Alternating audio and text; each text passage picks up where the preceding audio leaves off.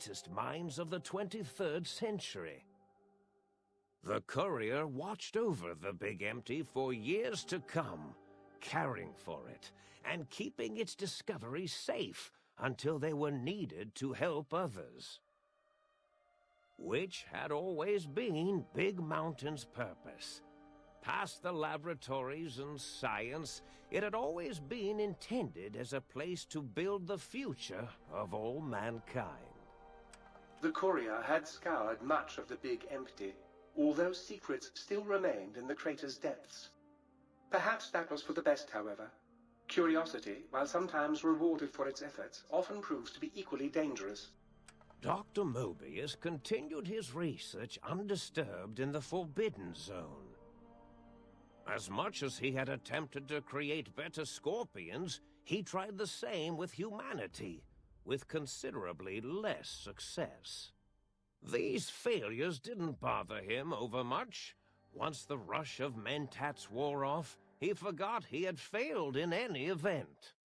After all, the bright young mind who had come to visit him in the Forbidden Zone had already exceeded his expectations. The sink atop the dome bustled with the voices of a small town, constantly chirping, arguing, and snarling at each other. Still, this all happened productively in the interests of its new owner. The Sync Central Intelligence Unit discovered, despite its inversion code, it was comforted by the sense of community the other personalities gave it. The Biological Research Station, obsessed with seeding everything in sight, requested a transfer to the X-22 Botanical Garden, so that it might, in its own words, sensually fertilize the garden's smooth contours. The garden sent back a polite refusal, saying it had prior commitments with a vault it had helped infect before the war. The book chute continued to devour all seditious materials until it nearly choked on a paperclip.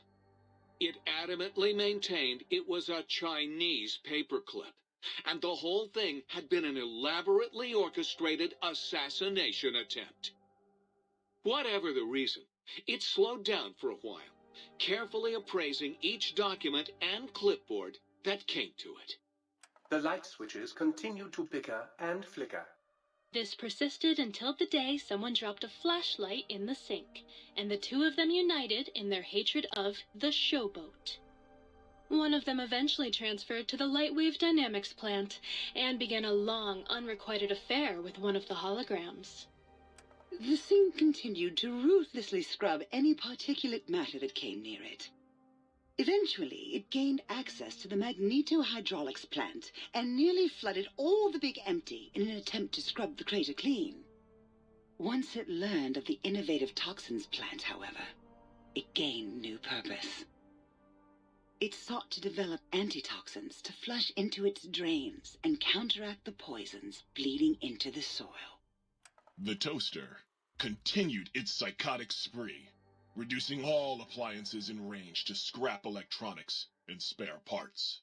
After one of its more psychotic episodes, however, the other Sync personalities decided enough was enough, and dumped the toaster in a bathtub. Sparking and hissing, the toaster swore its enemies would rue the day when they had bread and no way to toast it. Muggy did his best to collect coffee cups, although in his quest, he accidentally trapped himself in Higgs Village. It might have been the end for poor Muggy. Except, he found it peaceful there, tidying up the kitchens of the think tank professors back when they had been flesh and bone. Well, except for Dr. O, who was an asshole for having created Muggy in the first place. Muggy left O's house deliberately dirty, punishing the dishes and cups that lived there in blind revenge for serving Dr. O. Blind old Jefferson, with sounds the Courier brought him, created a symphonic counter-frequency that saved Big Mountain from sonic invasion in 2910. If you didn't hear about it, good.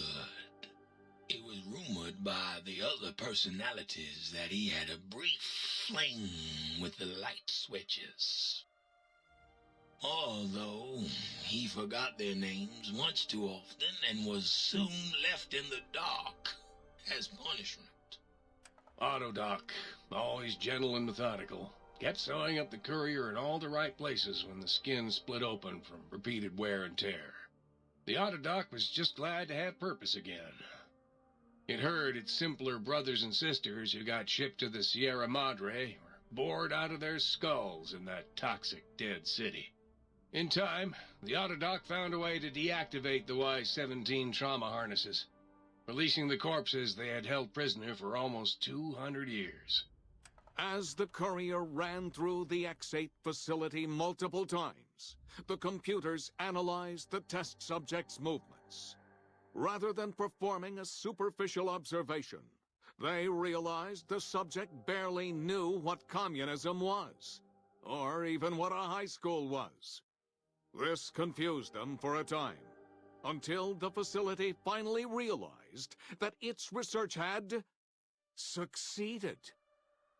So it let its cyber dogs out into the wastes to help protect small communities from physical aggression rather than communist propaganda. The infiltration program in X-13 felt spent, having repeatedly upgraded the stealth suit until it could upgrade it no more. It felt warm, fulfilled, and a bit sluggish. It realized not long after the stealth suit had left it without so much as a note on the nightstand. So the infiltration program sent out robo-brains into the wastes, looking for its wayward technology. It eventually found Repcon HQ and set up a new research center, testing and murdering fiends who kept breaking into the facility. The courier left the brain at the Big Empty. A strange thing to say, but it was the truth. Brains are less important than they may seem. When the courier's body finally passed, the brain was saddened. It kept on, remembering the vessel that had once contained it. Even at the end, when it started to fail, however, the brain resisted going into a floating chassis like the think tank. It never said why. Perhaps it was out of respect for the courier's body. All things must come to an end, and to hang on to the past is something that's not to be undertaken lightly. The think tank basement, filled with lobotomized robotical frames of the doctors, now served as a graveyard. The monitors had recorded the battle in its entirety, including the think tank's final, shrill, terrified screams, whimpers, and pleas for mercy. They broadcast these humiliating last moments as a warning to anyone approaching the perimeter that other smarty pants were not welcome. The courier was the inheritor of the Big Empty, and there was room for only one will in the halls of the think tank dome. There is an expression in the wasteland, old world blues.